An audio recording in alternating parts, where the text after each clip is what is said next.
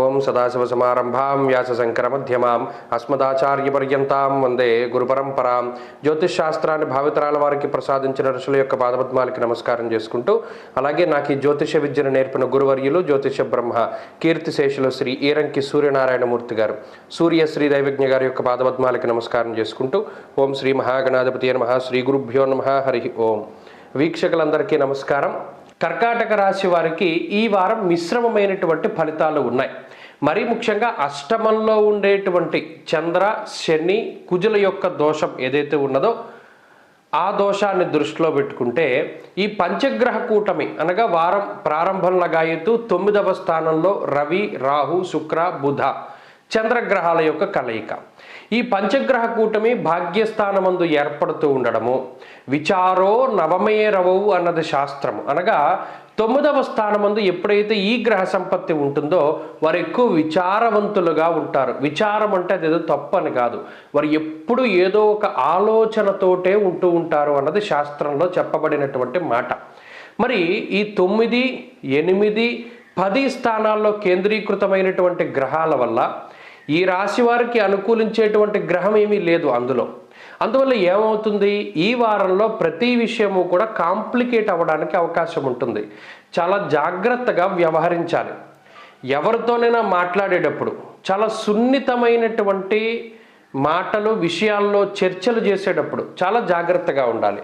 కుటుంబ సభ్యులతోటి మాట్లాడేటప్పుడు కానీ, లేదా కుటుంబ సభ్యుల్ని ఏ విషయానికైనా ఒప్పించేటువంటి విషయాల్లో కానీ, ఆస్తి విషయాల్లో కానీ, తోబుట్టువులతో మాట్లాడేటప్పుడు, ఉన్నతాధికారులతో మాట్లాడేటప్పుడు, జీవిత భాగస్వామితో మాట్లాడేటప్పుడు ఏదైనా ఒక విషయం మాట్లాడేసిన తర్వాత దాని గురించి అయ్యో మనం ఇలా మాట్లాడకుండా ఉండాల్సిందే, ఇది ఇలా చెయ్యకుండా ఉండాల్సిందే అనేటువంటి విచారాన్ని ఈ గ్రహస్థితి కలగజేస్తోంది. కాబట్టి అసలు ముందుగా మాట్లాడేటప్పుడే చాలా సౌమ్యంగా, మౌనంగా ఆలోచించి ఆచితూచి మాట్లాడుతూ ఉండడం వల్ల ఇబ్బందులు అనేటువంటివి తగ్గుతాయి. ఈ విషయాన్ని ప్రధానంగా కర్కాటక రాశి వారు ఈ వారం గుర్తుపెట్టుకోవాలి. అలాగే కోపాన్ని తగ్గించుకోవాలి. ఫ్రస్ట్రేషన్ అనేటువంటి దాన్ని చాలా కంట్రోల్ చేసుకుంటూ ఉండాలి. ప్రతి చిన్న విషయానికి మీరే కష్టపడవలసినటువంటి పరిస్థితి ఏర్పడుతుంది. అయితే దాని గురించి బాధపడకూడదు.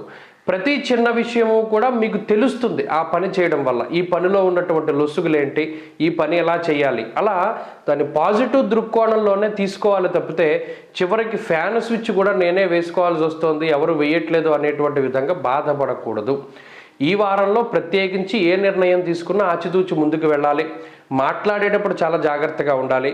అలాగే డబ్బుకి సంబంధించినటువంటి విషయాలు, ముఖ్యంగా రియల్ ఎస్టేట్ పెట్టుబడులు కానీ, లేదా జూదానికి దూరంగా ఉండేటువంటి విషయాలు, అలాగే ఈజీ మనీ కోసం తాపత్రయపడేటువంటి విషయాలు, వీటన్నిటిని కూడా పక్కన పెట్టడం, బెట్టింగుల జోలికి వెళ్లకుండా ఉండడం చెప్పదగినటువంటి సూచన. ఉద్యోగపరంగా ఒత్తిడి అధికంగా ఉంటుంది. వ్యాపార పరంగా మిశ్రమమైనటువంటి ఫలితాలు ఈ రాశి వారికి గోచరిస్తూ ఉన్నాయి.